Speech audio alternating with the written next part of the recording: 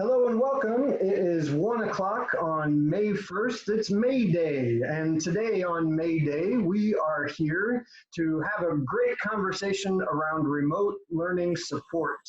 I'm very excited to be here with our co-hosts. And so first, my name is Nick Ziegler. I work at ESU 5 in Beatrice, Nebraska. I'm joined though by Andrew Easton. He's our incoming coordinator of digital learning out of the ESU Coordinating Council. And then we also have some other ESU level folks on our call today. Jason Everett is at ESU 10, and he'll be leading some of our conversation here in just a little bit as well. In the chat, though, I'll let Andrew explain that. Say hi, Andrew. Yeah, hey, I'm so glad that everyone took some time out of their busy day to join us, and we intentionally wanted to open this webinar having just a brief moment to recognize the fact that everyone just, I hope, is doing the best they can to take care of their own mental health. That self-care is just so important during this time. I know particularly at the elementary level, as everyone in this room is probably busy about designing, 3, 4, 5, sometimes 6 lessons a day, that it's been a tough road, that I think I'm so proud to be an educator and of the education community for responding in the way that they have. And in the midst of that there are still, if we look, there's 100 people in here today that are still out there trying to push themselves to be better, to learn more, and to meet the needs of their students. And so we're proud of that group, and want to say, make sure that you're still investing in these things. So if you would, please, to the chat, if you haven't, go ahead and share something that, and I posted the question in there, I'll post it again. What is one thing that you've done for your own self-care over the course of this time? And maybe get some cool ideas like starting a family band or biking or tennis. We've had some really good ideas, and so it's been interesting to check that out. So please invest in that. We'll come back to that at the end of today's webinar. Excellent. So let's roll right in. And so the resources, Andrew, if you would, please put a link to our website into the chat as well. The resources that we're going to share live inside of our Digital Age Pedagogy website. The Digital Age Pedagogy project is a collaboration between our ESUs and our Department of Education. As a response to COVID-19, we have taken some of those resources that we've developed around digital age pedagogy.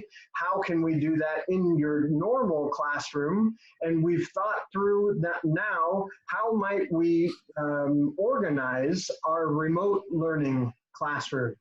And that's the topic today. That's what we're going to discuss. And thinking through different types of work that we're trying to do to help you. We have our webinars today. The structure of our webinars will start off with roughly 15 or so minutes of this is what we're talking about. We'll have a wonderful interview then in the next 15 or so minutes with a real Nebraska educator sharing their real work around remote learning. Then we'll break into some smaller group conversations. You can choose to do the breakouts today, or you can choose to stay in the main room and talk a little bit more with a focused conversation around screencasting, recording your screen, maybe to create those instructional videos for your students. Then in the final part of it, we'll come back together and wrap it up. Then I want to invite everybody, I want to make sure everybody sees that in May, on the 27th, is when we'll have our elementary half-day workshop.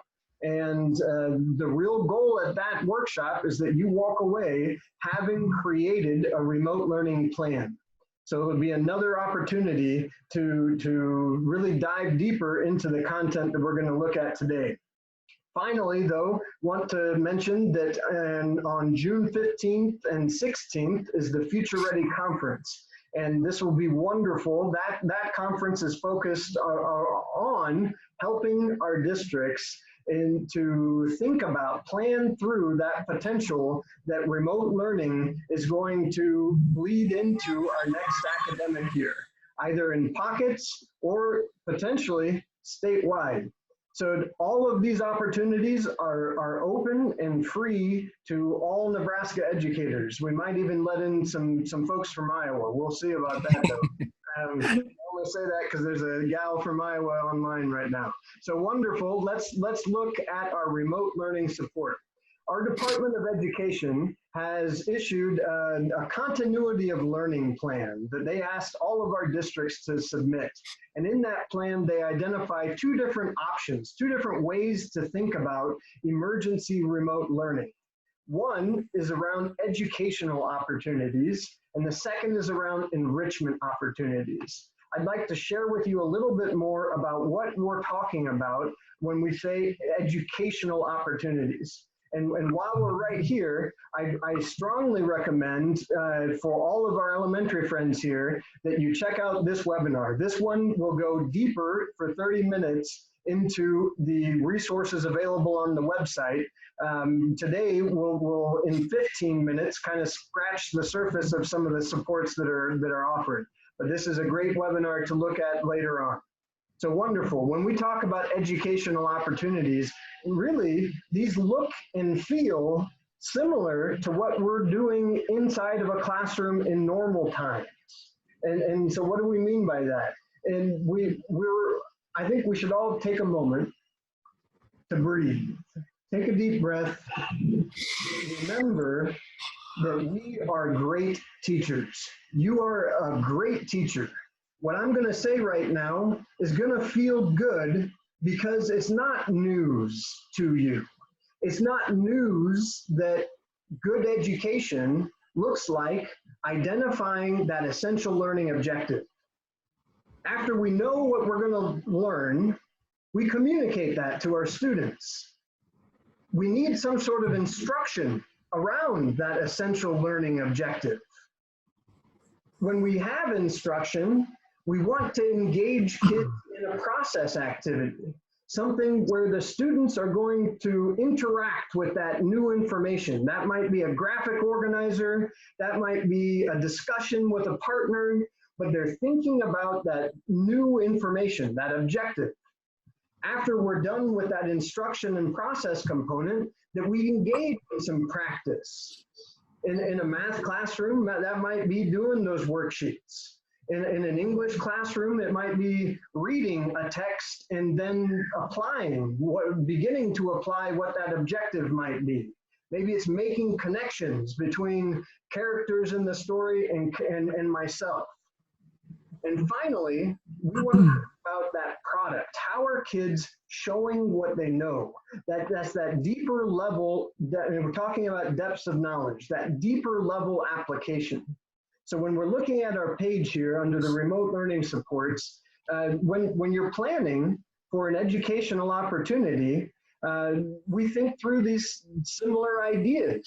The recommendation is that you limit, when you talk about one educational opportunity, that we think about one essential learning.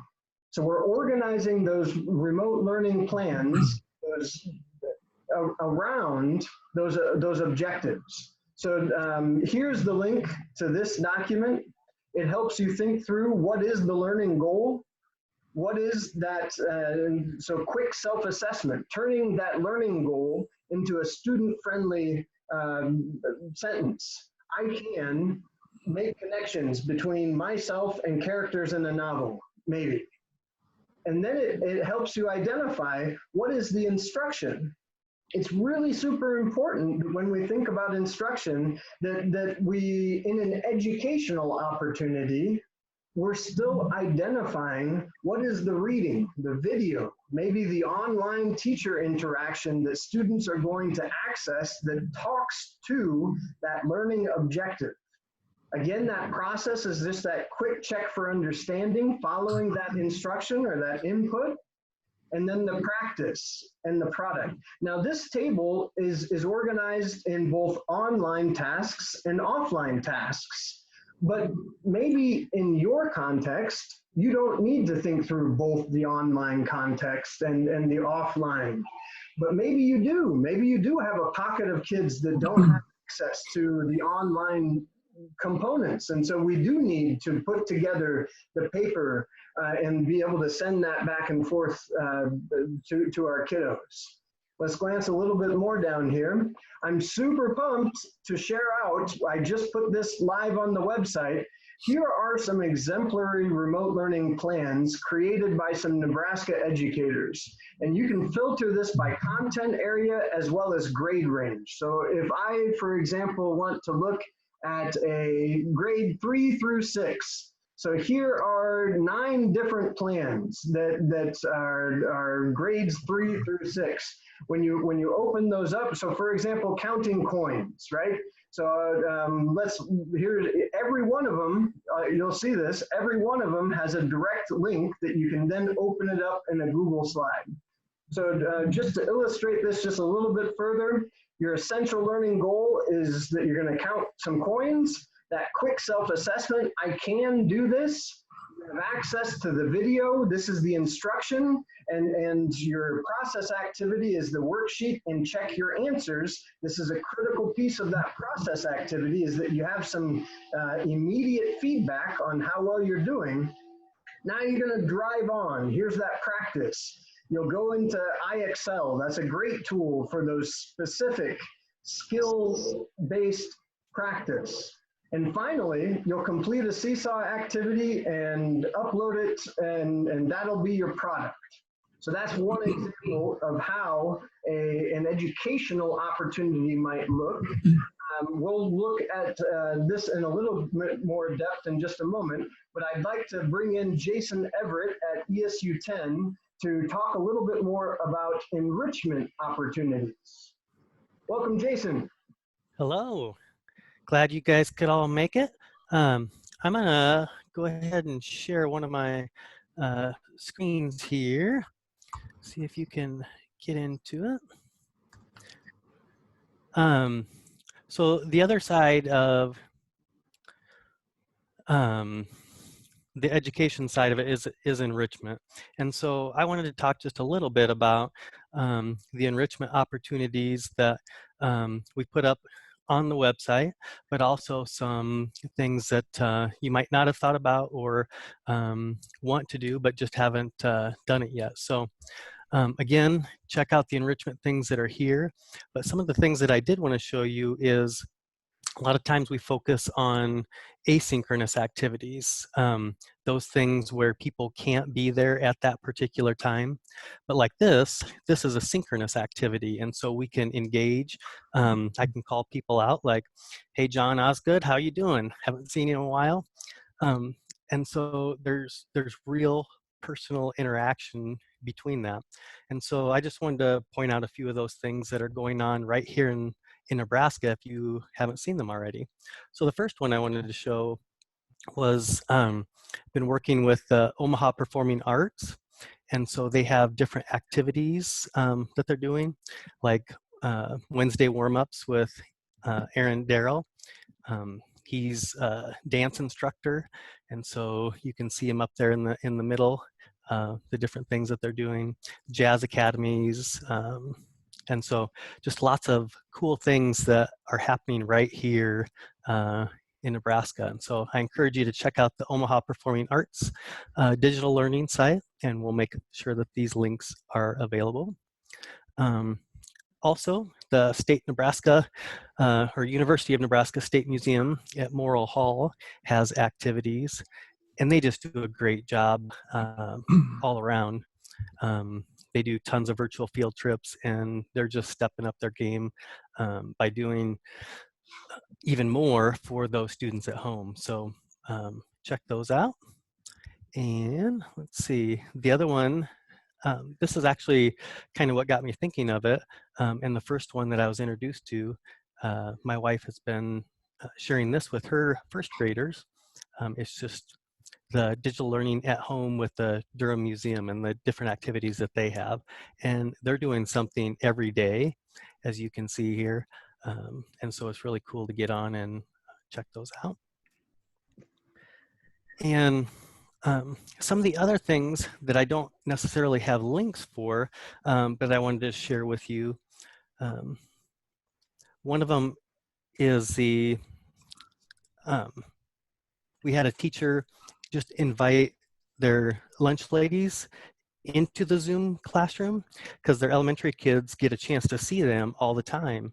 And so it was kind of exciting for them to be able to talk to those people that are still in the school that they don't get to interact with on a regular basis. Which leads me to, depending on what your lesson is or what you might be trying to share, just inviting somebody in from the community, or even not the community. We've had teachers invite, guest authors. Peter Reynolds has been busy doing those sorts of things. And so just reaching out to some of those people that you may have used in your classroom, but never really interacted with them, just send them an email and see if they would join your kids. And a lot of times, especially in the case that we're in, these people are more than happy to do that. And then two other things that I wanted to share that you might not have thought about, but I thought were really neat. I've been working with a Kearney Public music teacher who is doing a ukulele club. And so this was something that she was doing throughout the whole year already. Every week they would have their ukulele club, but she decided to do this online. And so I've been a part of it. I don't have a ukulele, so I've just been listening, but it's really amazing that you can have something like that online. And she's been bringing in guest speakers. One of them was from Canada last time. And so that's been really cool for those students to be able to interact with ukulele experts around the country. And then lastly, the same teacher is also planning on doing a Zoom talent show with her students. And so they'll go through the whole process, and then they'll have a finale at the end of the year. And so just kind of a cool way for those kids to get to showcase their talents and expertise and do that. So those are just a few of the things. There's so many more that I've run into and you guys have already seen. I see a couple of you have some different Zoom backgrounds. Those are really fun to do, especially depending on what you're teaching or what that might be. So you can easily change those up, have names on there, have even your goals or whatever it might be. It's real easy to make those. If you do want to make them, it's super easy to do in Google Slides or your, some sort of presentation software. Having hat day, meet your pet day, anything like that to really enrich what you guys are already doing and make those kids feel comfortable online. And make those kids feel comfortable with the context, with the experience that we're all having right now. And so continuing to build those relationships with the kids. I mean, most definitely. So a big distinction, thank you very much, Jason, a big distinction between an educational opportunity and an enrichment opportunity is these educational opportunities, as defined by our Department of Education, they look at a specific skill or standard, and it's that lesson around that specific skill or standard. The enrichment opportunities are a little bit more flexible to include some of those things that Jason presented here. So with that, though, I really want to get into our next component and hand the floor back over to Andrew and welcome our speaker of the day, Sarah Davenport. Hi. Yeah, thanks. Thanks everybody for being here again too. I just want to say, and then I'm listening to Jason share all these great examples. I think that's what this time is about. We all are just trying to find new ideas and pieces to help us grow in this space. And I think that just investing in those conversations is so important. And so thanks for taking the time today to being willing to do that. And so Sarah, we're going to go ahead and talk a little bit about kind of your experience, just everything from getting started with this remote learning to kind of where it's wound up for you, and then looking at how that kind of fits in some of the resources that we've shared here. So Sarah, first of all, where do you teach? What grade level? Give us a little context.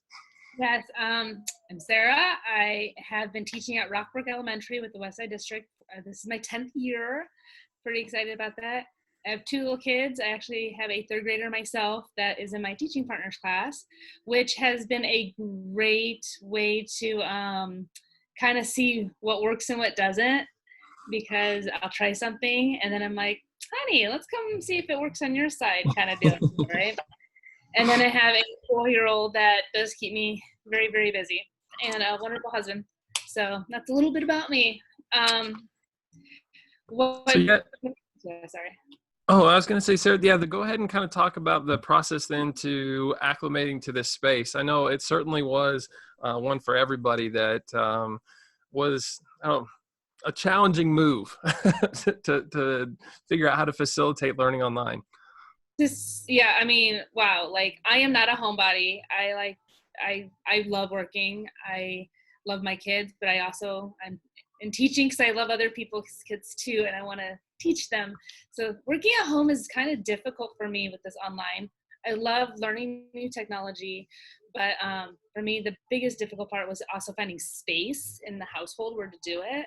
And I do have a spouse that has been an essential worker, so he hasn't always been home to help with facilitating me keeping up with the kids and so forth. But when I first started, I found out about the site Padlet, and I thought that was a wonderful site. It costs money, and I'm cheap, and they give you like 3 free things, and on an elementary level, it very user friendly. So I did really enjoy that. But because I did not want to pay the monthly cost or annual fee, because I wasn't sure how long we were going to do this anyways, right? We were going to be back at school in a week, right? Yeah. Reached out to some buddies, saw what they were doing, and discovered Google websites. They're free. I did help. So I'll bring it up here. And I did help create one for a spelling site that our third grade uses to practice spelling. And so I'm like, okay, I can do this. I helped a little bit with this. I can figure this out. And I have a great support system with some friends that can help me if I get stuck. But if you have never used Google Sites before, it's very user-friendly. So on this homepage, I just, welcome myself, all that wonderful thing. And then I just went through date by date, and all these are links to the expectations of the day. The date, I think it was the was it the 30th we were going to talk about? There's one specific assignment we were going to talk about. Oh, it was, hey, good job. So I like my creativity part, that I can go in, change pictures, make it kind of look pretty and all that. But it's really nice. Can you scroll up a little bit? Yep. That I try to make it very simple for 8 and 9-year-olds to look at, because what I have discovered is that 8 and 9-year-olds are as tech savvy as they think they are with an iPad. When it comes to navigating a website with expectations, they're not as tech savvy as they think they are. But so I try to break it down to subject by subject with the must-dos, with the directions given, try to connect videos, but I also use Seesaw. It has been a nice way to also connect with the kids if something is not working on the website. Or something I want them to have turned in, I put it on Seesaw. So those are the two components I've been using with this online learning experience. If anything that's underlined is a direct link, but I also try to put those links into Seesaw, because one of the challenges that I have discovered with the site that my district has went ahead and use some of the chair people of curriculum, and they kind of created what we are to send out. So format wise, they might give it to me in this kind of document. It doesn't work for me on this, so I have to change it and make it work for my kiddos. And so What that can look like though too, right, is that, so those end up kind of becoming those must-dos, those pillars that the district has set as expectations for the content that you're going to cover. But then you also have this can-do, maybe optional options that are some things that students are familiar with. I know you guys are used to doing spelling. Yeah, but then get some alternatives as well. What's that? The spelling spiral. I was gonna. Hey, is the spelling spiral over there on the? I have to promote the spelling spiral to people, because that was a great accomplishment, and like I said, it has a website as well. So, what it is, if you teach spelling real quick, is that all their spelling work is in here day by day. They get choice on what activity they want to do. They practice their words, and that site gives them more choice and practice as well. And that voice and choice is super important. And now I'm going back to that personalization part of things. This is a second grade one, but it's very similar as to what we do with it. Lessons are broken down, activities, and so forth. So another way to add on to that online learning component. But unfortunately, I had it as a must-do. I had to change it to a can-do, and I'm very proud that many students do keep up on the can-do option of doing this. So. Yeah. And so then, Sarah, what we'll try to do here, and in about 5 minutes or so, we're going to kick it to giving everybody a chance to share. And please, as we're sharing these out too, understand that we're the goal here, honestly, is to just give examples. I know that some people are completely in packets, and others are facilitating things online. I know that some are focused on still educational opportunities, and others on just enrichment, kind of extending what the learning they did during the year. But none of this is meant to be taken as a one-to-one plug and play. It really is just to kind of share ideas for what might fit in your context in the way that you'll have to kind of modify that to fit the way in which you're delivering that stuff at this time. But the one constant, and I think that's why everyone really is here too, is to start to think through what does it look like to do some of those things, even if the district is providing. Just one quick. Go ahead. I want to give that disclaimer. I am not a techie. I am learning to be techie in this atmosphere, in this have been helpful and all that. So please give yourself permission to mess up and just reach out for help. Google. I do a lot of Googling. How do I do this? But please, in no means think that I am an expert at this. It's trial and error, and I think that's what we are all going through. Absolutely. And so even with those individual, like let's just take if we just backtrack one step and look at reading for a day. We talk about things like foundational skills, all right, and the assignment for that particular day dealt with kind of a reading piece, and so we're going to look at how to maybe think about that through this template. So what was the learning goal really with reading at that time, Sarah? Well, for the learning goal for the reading, we have a focus question for reading that we ask: how do people with differing abilities achieve their dreams? So the learning goal is to use a piece of text, video, or whatever, and make a connection on what did this person do to overcome an obstacle that ultimately help them achieve their dreams, or maybe not achieve their dreams, but having them able to pick that up. So then a self-assessment, right, would be something like I can you write in a 3 to 4 sentence paragraph using evidence the connections that I'm able to make with the text that we go through over the course of, right? Something to that degree? Okay. And so I would suggest when you're making those student friendly, right? Sometimes it's hard to point those right at the kids, and so really think student friendly language. And so I can make connections with the text or something real simple. Yeah, short and simple. Short and simple. Keep it up. What's next? So then we're going to get into the instruction piece. And so then you got to kind of ask yourself, considering that learning goal, is this kind of the writing? Is this the connection? Is this the... And ultimately, it's that connection making. Since this is a reading-based activity, it's that connection making for the kids. So in this particular activity, they had an article that they could read about Ali Stoker. She won a Tony Award, and she's in a wheelchair.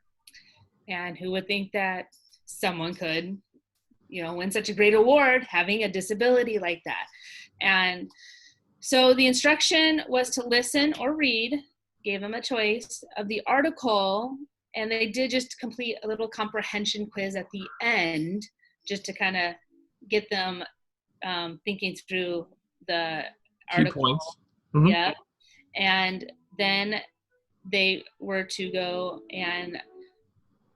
answer that question, that focus question: how do people with differing abilities achieve their goals? Using specifically in the case, how did Ali Stoker achieve her goal and did not let being in a wheelchair define her and set her back that she can't be a Broadway star? Mm-hmm.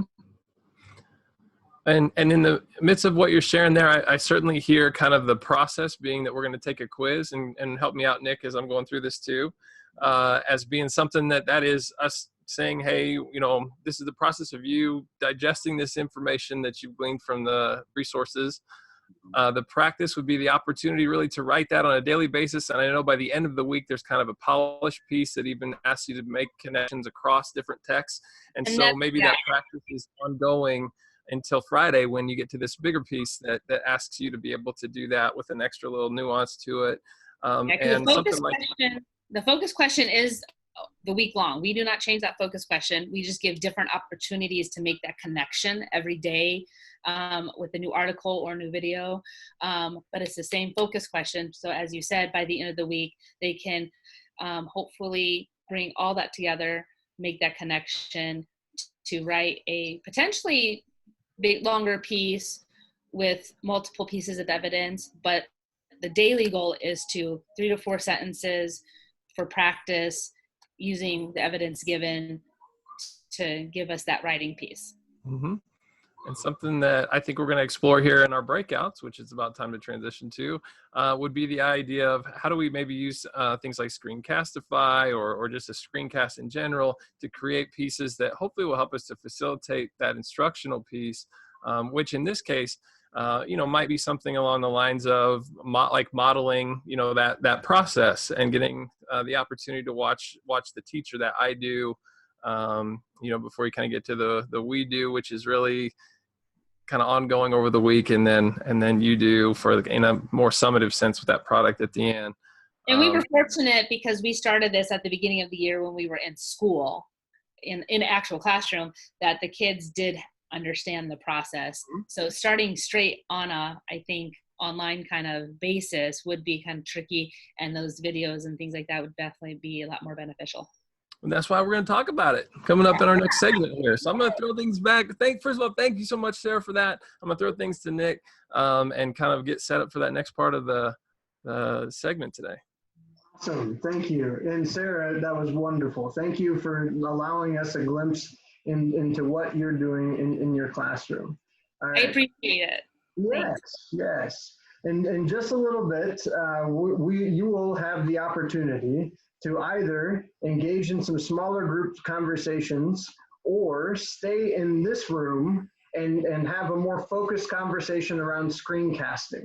So what I want you to do, please, there's a button that says, you know what, we're going to do a poll. That's what we're going to do. We're going to do a quick poll. And so please, on your poll, tell us A, if you want to stay in this room and do the screencasting, or B, if you would like to have some smaller group conversation. Please take one moment to A, stay in this room, or B, go have some smaller group conversation. You have another 5 seconds to respond, please. Put it right in the poll. Good. Another 2 seconds to do it. Outstanding. All right. So I'm going to create 3 different breakout rooms, but you're able to just not go into those breakout rooms. If you wanted to stay here, then stay here, right? And so, but if you want to have a small group conversation, then please click join that that breakout room. Please go ahead. And so join the breakout room if you wanted to join the breakout room, or stick around.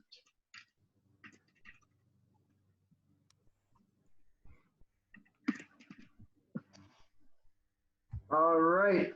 Thank you much. I'm going to join one of the breakout rooms. I'll see you guys in about 15 minutes. Sounds good.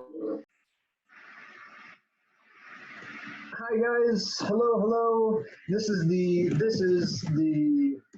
Padlet wall for our conversation. I just put that into our chat box. And so it has 3 questions on that Padlet wall.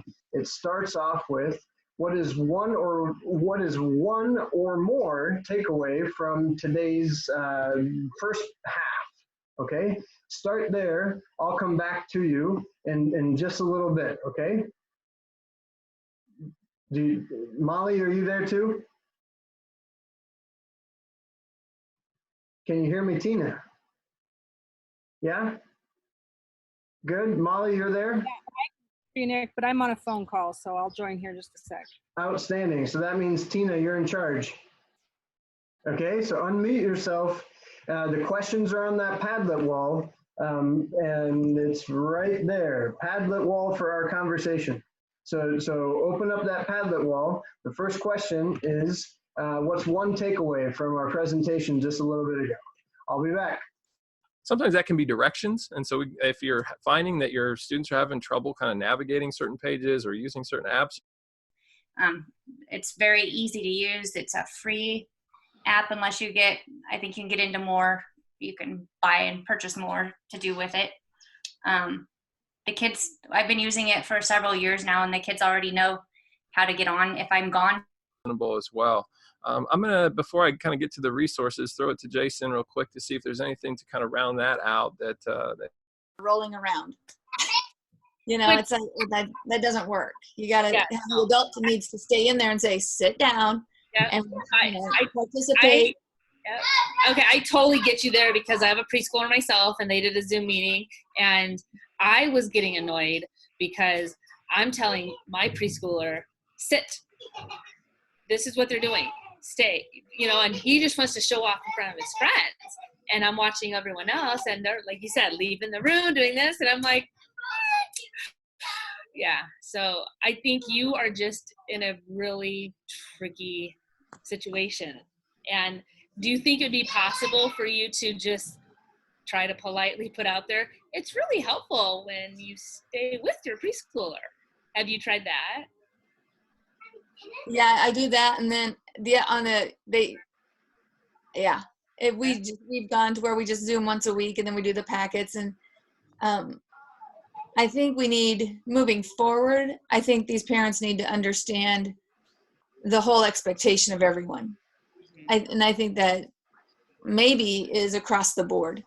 You know, just enrichment is enrichment, but you're still they are still expected to do it. Yes. Exactly. I think it's, and I think, like, you know, first of all, you have parents all over. You have the ones that, like, my kid's a genius, now they're going to fall behind. Hey, you know what? The whole nation's going to be behind when we start, and that's fine. We'll work with it, right? And also that they need to give themselves permission that, yeah, they're not the teacher, they're the parents, but they also do need to do the parenting and just help them take on the responsibility of the learning. You know what I'm saying? Like, it is packet time. Let's do packet time. It is learning time on your iPad. We are one-to-one, fortunately, that, you know, we're lucky to have that it's like every morning my daughter wakes up and I'm like, okay, you get your iPad and you start doing it. And she has questions, she comes to me.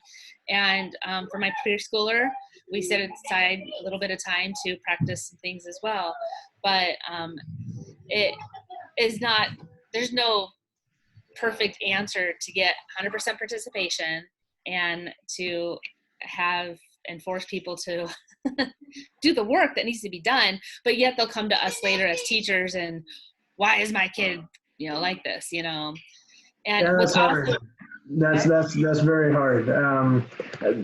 And I don't mean to move the conversation back toward what we wanted to cover, but if you would please, and Sarah, I'm going to leave you in charge. I'm going to go into another breakout room, open up that Padlet, and if you would, this room, please add at least one idea to one of those questions. There's 3 questions on the Padlet. What was one takeaway from our first half of the session? The second one is, what would you like to learn more about? And I believe the third one is around a success that you've had fostering relationships. And it sounds like we've also had some difficulties. I think we've all had some difficulties, right? But focus on a success. So take another. When you say breaking the Padlets, this is where my slight technology level is tricky. Is that in the chats, or where would I see that? It's in the chat. When you click on the chat, you should see the Padlet link. It's the last thing in the chat. Perfect. Got it? Yeah. All right, I'll be back. But Sarah, you're in charge, right? I'm trying to be. Okay. And anyone who has the link, they can access it, but you're not necessarily out there posting all this public content. There's a community-based library that's free. There's tons of things already there that you could probably find, or you could make your own if you wanted to. But we don't do a lot of things that are just like fill out a worksheet kind of thing. But Seesaw does allow parents to print from Seesaw. So if they really wanted, if there was an activity that looked like for that family who asked, I just made it because they're both mom and dad are essential employees, and the grandparents are watching them, and the grandparents are techie. Yeah. So I just made it for that family. Yes. But it's hard because I feel like, for that student, I feel very disconnected. Right. Mm-hmm.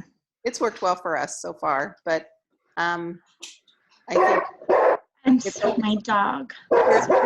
Struggle with, the tech side of it, or doing it. So, I had grandkids just show up. So. Well, that's great. Welcome, grandchildren. Hi. So please, and this sounds like a wonderful conversation, and I'm jumping in and out. We did put on the Padlet wall some guiding questions, and we'd love to get at least one answer to one of those questions from this group. So if you click on the chat, the most recent thing in that chat is that Padlet wall.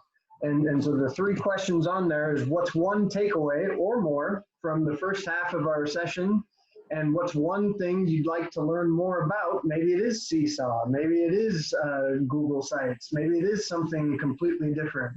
And finally, success that you've had at fostering those relationships. And if I'm hearing right just on the end of this, Seesaw seems to maybe be a success in maintaining some of those relationships with our kiddos. Maybe it's Zoom sessions or those synchronous connections. So I'm going to pop back out, but so who's in charge? John, are you in charge of getting people to Padlet? Sure, I copied the link just now, so I'll be happy. Okay, so excellent. John, if you would, try to steer our conversation toward one of those questions, but feel good about having any conversation you need to have as well. So if there's a different question that you have that you want to focus on, that's okay too. We're going to come back together as a whole group in about 5 minutes. Okay? See you in a bit. Again, I'll just throw it to Jason. I'm not familiar with the Show Me app, so I'll have to forego that one. We'll have to check that one out at some point. The iPad native recording is similar to what Andrew was explaining with QuickTime. You can just record everything on your screen. So basically how I've done that in the past is in the control center, you have the option to add the record button. And then so anytime you go to your control part of the iPad, there's that record option. And so everything gets recorded. And then you can then upload it to whatever platform your kids are on. with that, I'll also say, though, most everything that you do can be, your iPad can be recorded, like, for example, in Zoom or QuickTime on the Mac. So if you have iPad applications that you're trying to show how to use or what you want them to get into, or you're just using it as a whiteboard or something, you can plug those directly into your computer usually, and just share it either in Zoom. When you do a share screen, it gives you the option to connect to that iPad, or if you're in the QuickTime app, you have the option, if it's plugged in, to record your iPad then. Yeah, and I'll take a little bit of a turn here to say too that I just have spent a lot of time with creating instructional video content and researching kind of the nuances that come with that. And so I think having shared the tools here to be able to create it, if you're talking about kind of those desirable pieces of that, research has shown that if you just show the screencast, that is a great resource. So we're doing the instructional piece of the template that we're talking about, but as Jason alluded to earlier, they've actually inserted contact lenses and watched people's eyes for engagement on screens. That engagement goes up. If it's a person they know, that actually trumps, like the engagement wise, the person that they don't. And it's really interesting. If it's a peer, it goes up even more. And so thinking about those things, that the first 30 seconds, people will typically give a video that much time before they kind of tune out. And so 30 seconds in, you like to really hook your audience. At about 3 minutes, even if they are hooked, their attention will start to wane. And at 5 minutes, it kind of bottoms out. So be careful if you have 20 minutes of content or 15 minutes of content, dividing that up into 3 5-minute segments is a much more effective way for micro learning to occur. And so I'd like very much promote that kind of thinking with it. And at the same time, if we're just talking videos, I've seen so many educators do great things like a morning message or do some sort of warm up that is them, like just a personal piece. And they use everything from their phones, just kind of, again, those native recording devices on there, to Snapchat filters, to now we want to share the video, right? And just upload the video. We don't need students in those social media places. But I know my son has really appreciated seeing his teacher who records, and he's in kindergarten, a daily video update, and it's his cat, the teacher's cat, their newborn daughter, and then sometimes a filter or something that just makes it really kind of fun and engaging, gives some personality to the video. And so growing your capacity to be able to create these pieces, as uncomfortable as they might be, as Jason said, to kind of put yourself out there, it can be a little unnerving, but it's really important. And I think it's going to help us with that relationship piece, with the engagement. And it's kind of fun creating, when you kind of get into this stuff too. So Jason, does anything that kind of hit your brain in a way that you'd like to round out? Oh, definitely. I want to highlight and reiterate the idea of just consider your time. Nobody likes to be listening to a webinar for, like Andrew said, 20 minutes would be definitely tuned out. It's a little bit different in a webinar situation because it is a lot more interactive. And so if you have an interview type situation or something like that, you might be able to keep their attention a little longer. But definitely that 5 minute, you have to think about what kids are watching on YouTube. Yeah. And if they're already watching, 5-minute videos, they're going to get, what's the next one? What's the next one? What's the next one? And so just think of that as you're creating them. They are highly useful, but yeah. And when you said engagement too, I really like Edpuzzle as a place. Once you have those videos housed somewhere, you can feed the video through Edpuzzle and go in and build in questions, stops. If there's a portion of a video that you found that you don't really like that part, but the rest of it's golden, you can actually mute portions of a video and then dub your voice in over the top in those spaces. And so if you're looking to kind of add, I'll just say formative level of assessments for ongoing to make that video something that they have to respond to. And you can then track also who's watched what when you really set that up. And So that's it's kind of a next level option. I'm not going to pretend like that's quite as simple as, I think screencast is something you can acclimate to fairly quickly, but I know that that's available and something we're thinking about. One thing that you made me think of, Andrew, was hiding something in your video to keep them interactive, called Easter eggs.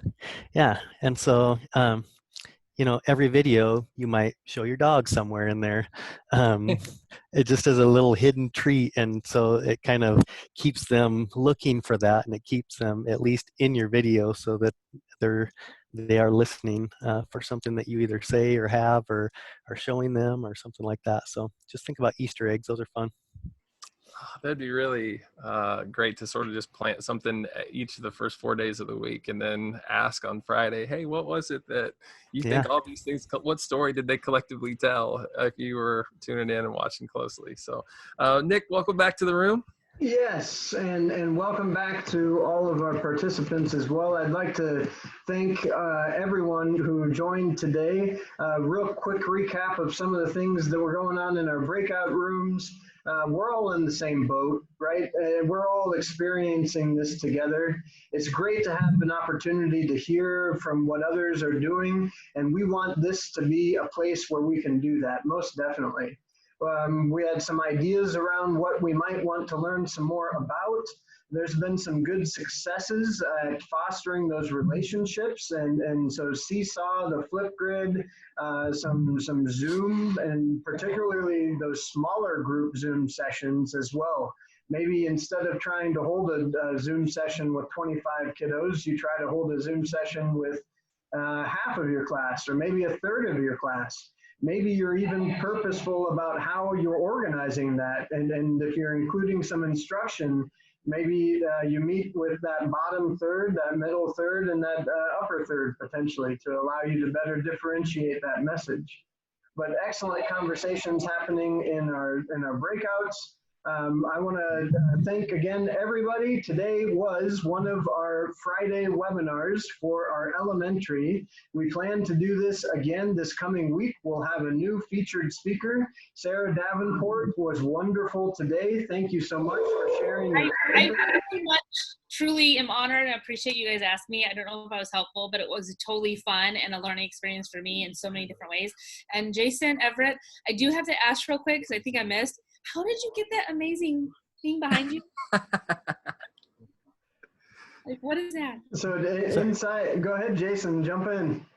It's in your Zoom preferences. You can go to Zoom preferences, and then it's under virtual background. See, and that's one of my goals is to learn Zoom more. So yeah, okay. Well, there you go. Excellent. So you'll get an email, and we will share links out to the resources that were shared today very soon. We'll have this recording will be available, and we'll get links to you. But don't forget, we also have our May workshops coming up in our June conference. So join us for some more learning. Elementary folks, thank you very much. This concludes our elementary session for today.